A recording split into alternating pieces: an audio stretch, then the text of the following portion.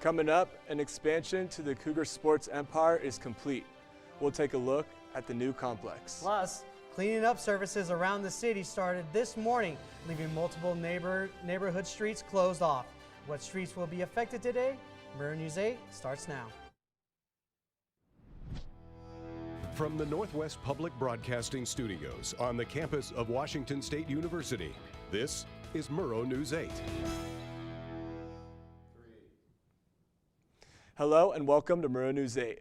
Today is Monday, October 21st. I'm Sam Fulton. And I'm Jose. Over the weekend, the university hosted a ribbon-cutting ceremony marking completion to WSU's new sports complex. This is a huge milestone for WSU athletics, as opening day for the sports complex has been in the making for about 22 years now. The previous indoor practice facility, also known as the Bubble, was built as a temporary facility with the goal of one day having a permanent building like the Taylor Sports Complex. The 90,000 square foot sports complex will primarily house practice spaces for multiple sports, including baseball, track and field, football, and soccer. The Taylor Sports Complex construction was completely funded through donations with more than 470 donors. Staff say they are still finishing up some projects inside, but student athletes will now have access to use the indoor temperature-controlled space just in time for winter. As construction efforts continue, traffic on Bishop Boulevard will be closed starting today and running through Thursday. Officials say the closure will allow for the remodel of the Les Schwab. Until completed, traffic will be detoured to Fairmount and Harvest Drive near Walmart. Several services, including a Vista, have started tree trimming work this morning. The work has closed streets and blocked lots of driveways. The streets affected by the services include Northeast Gaines Street near Northeast Orchard Drive, Garfield Street near Indiana Street, Northeast Monroe Street between Northeast Garfield Street and Northeast Michigan Street roads. These streets may be closed temporarily, and flaggers will be directing traffic. Pullman PD is asking for the public's help with identifying a shoplifter this morning at Rosars. If you recognize this person, please call Officer Westerman at 509-334-0802. Early voting in Idaho kicks off today for the November 5th general election. Across Latah County, early voting is available at the courthouse in Moscow on weekdays from 8 a.m. to 5 p.m. Early voting ends on November 1st. A sailboat crashed on Rock Lake in Whitman County over the weekend. Whitman County sheriffs and volunteers were called to the lake around 1:30 p.m. after the boat had reportedly capsized. Both occupants were wearing life jackets and swam to shore. They hope to have the sailboat off the water by tomorrow.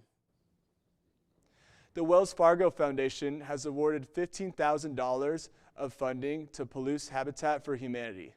This donation will allow the organization to build a home for a family in the Palouse. The home is designed to fit a mother and her 6 children comfortably and affordably. The Elk Creek Reservoir will be restocked with trout next week. Idaho Fish and Game will work to refill the water with 3,500 catchable size 11-inch rainbow fish. Head over to the WSU Bear Center at Grimes Way and Terryview Drive for one last look at the bears before they head into hibernation until April. The bears are visible from a viewing area in the parking lot where anyone can view the bears or playing in the exercise yard, splashing in their pool, or lounging in their outside runs through October.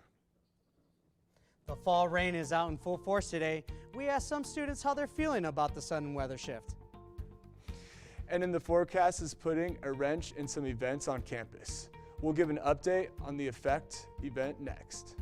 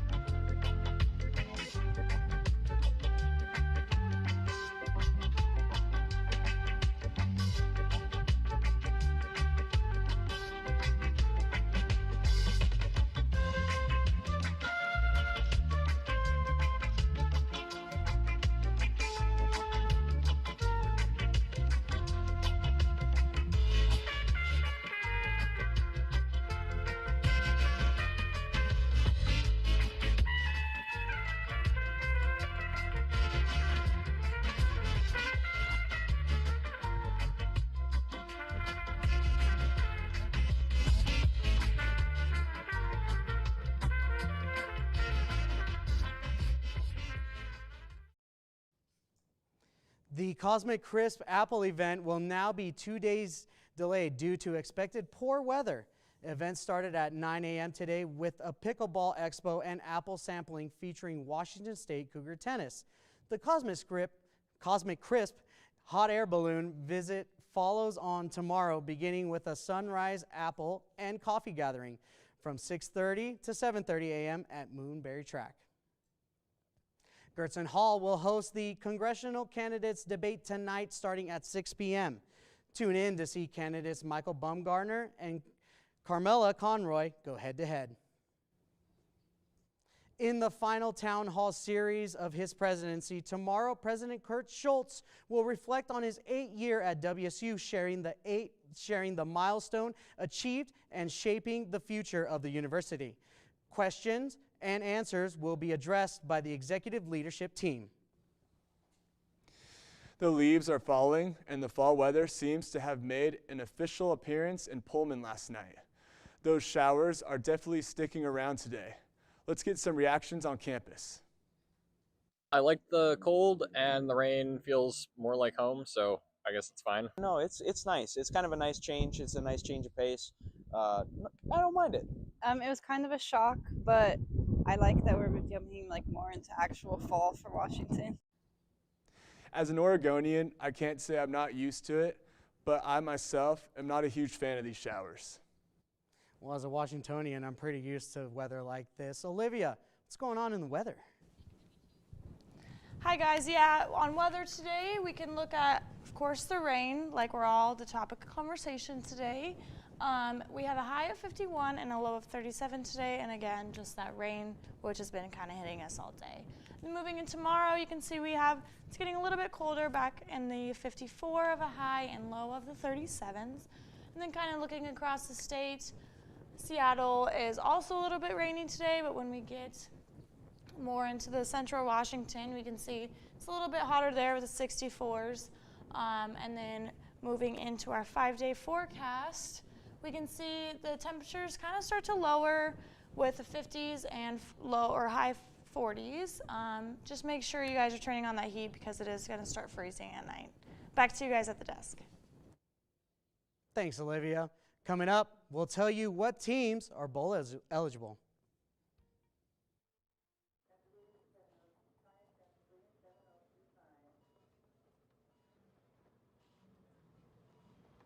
It's okay to be scared. You don't have to be so strong.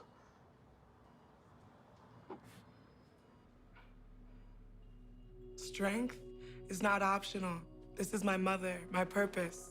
Real muscle is lifting her spirits between bedpans and bad news from doctors that doubt her strength. Strength is buried in bills, managing meds, and swallowing those moments of, Mom, it's me, your daughter. Remember? My strength is super, but I'm still human, right? Look who's here. There she is. Hey, thanks for your patience. How you feel? If you're caring for a loved one, visit aarp.org/caregiving for care guides and community, or call 1-877-333-5885. WSU football takes home a blowout win versus Hawaii in Martin Stadium on Saturday. Cougs won 42-10 with quarterback John Mateer having himself a field day with 3 passing and 2 rushing touchdowns. Cougs are now bowl eligible and are looking forward to next weekend in the sunshine when they take on San Diego State University at 7:30 p.m. And an announcement from WSU Report this afternoon, punter Nick Haber has decided to redshirt his season so he will be back in Pullman next year. Haber hasn't played in a game this year because of back problems he's been going through. We look forward to seeing him back for next season. Week 8 of college football has come to a close, with the Cougars clinching a spot among the top 25 college football teams that are bowl eligible. Last season, the Cougs were not bowl eligible, so this is some great news for Washington State University. WSU soccer lost 3-4 against the Gonzaga Bulldogs in their game Saturday night at Luger Field in Spokane.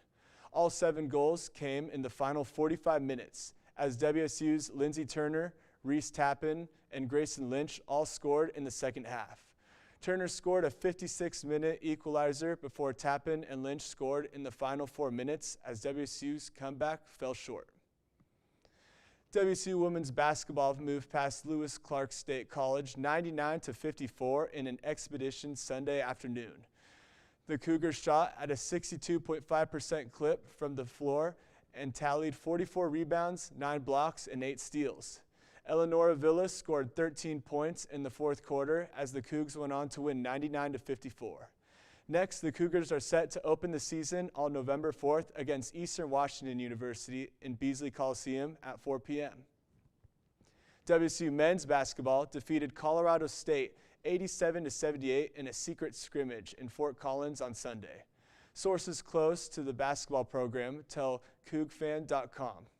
Secret scrimmages are now a commonplace in college basketball, with teams wanting to get a look at their squads against opponents rather than an inter-squad scrimmage. WNBA season came to a close yesterday as the New York Liberty captured the title in the 5th game series against the Minnesota Lynx.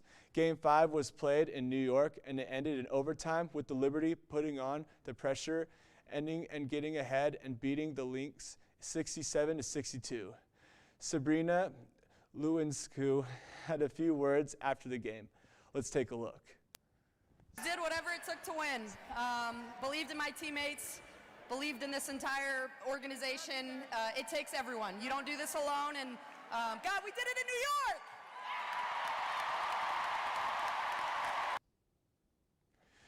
Results are in after a full week of homecoming events. We'll tell you the next winner next. And free movie screenings are underway. What's on the Student Entertainment Board's movie schedule for the rest of the month after the break? It feels like no matter where you look, the state of the world's getting worse. Oceans full of plastic, an endless amount of waste, an impossible task ahead of fixing our beloved planet. But change can't happen if you do nothing. So here's where you should start. Reduce. Why? Because Americans produce more than 200 million tons of waste every year, and you don't want to add to that. Reuse. Why? Because reusing and repurposing cuts back on unnecessary waste, and it gives things a chance at new life. Recycle. Why? Because recycling creates jobs. It helps our community and it helps our planet. And after doing all this, what will we be left with? We'll be left with a planet that will slowly start to heal. We'll be left with more money in our pockets. We'll be left with more opportunity for work. And most importantly, we're left with hope for the future. So reduce, reuse, recycle.